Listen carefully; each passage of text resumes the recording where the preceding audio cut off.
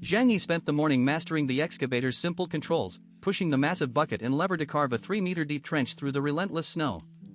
After half an hour the machine's tracks began to bite, and by the end of 2 hours he had breached the roof of a long-buried gas station. He pried open the back door, entered the dim interior, and located the underground oil storage room. Using a crowbar he forced the iron door, lit his miner's lamp, and was confronted with 4 enormous tanks holding roughly 200 cubic meters of oil. He carefully sealed the pipeline openings with plastic sheeting, then, with the same ease he had moved the excavator, transferred the massive tanks into his alternate dimension storage. Standing amid the empty, snow-filled station, Zhang Yi's mind raced. The success of the excavator convinced him that any structure hidden beneath the endless white could be uncovered, turning the world into a personal treasure trove.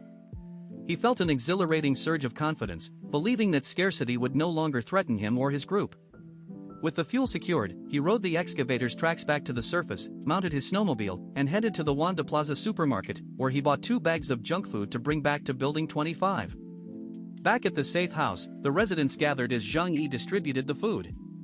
He reminded them of the agreement: portions would match each person's contribution, and those who had done little would receive less.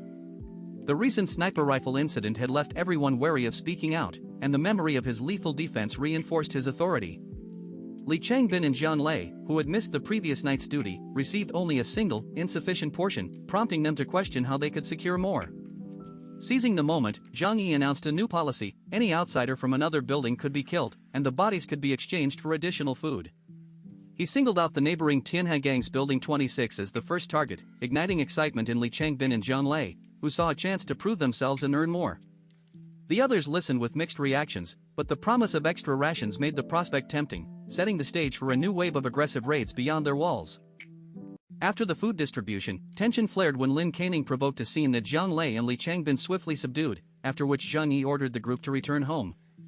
Later, while walking with Zhou Kur, Zhang sensed an unsettling feeling of being watched, a sentiment Zhou voiced as a strong feeling of countless eyes.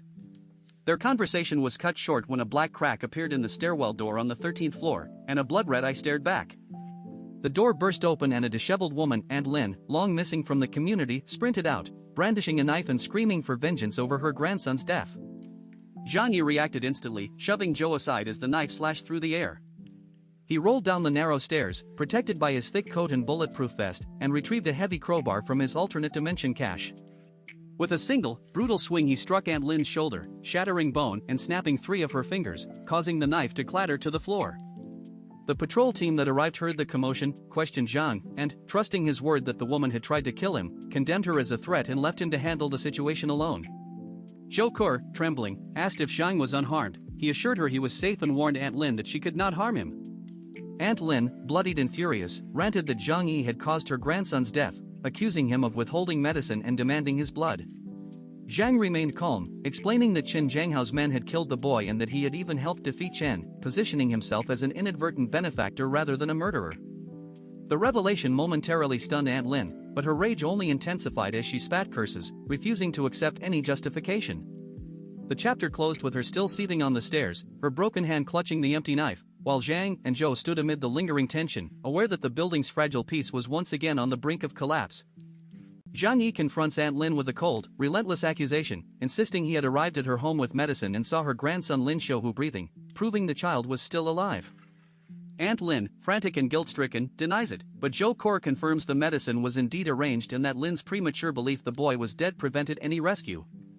Zhang Yi's mocking taunts crush Aunt Lin's spirit, forcing her to relive the horror of her perceived betrayal.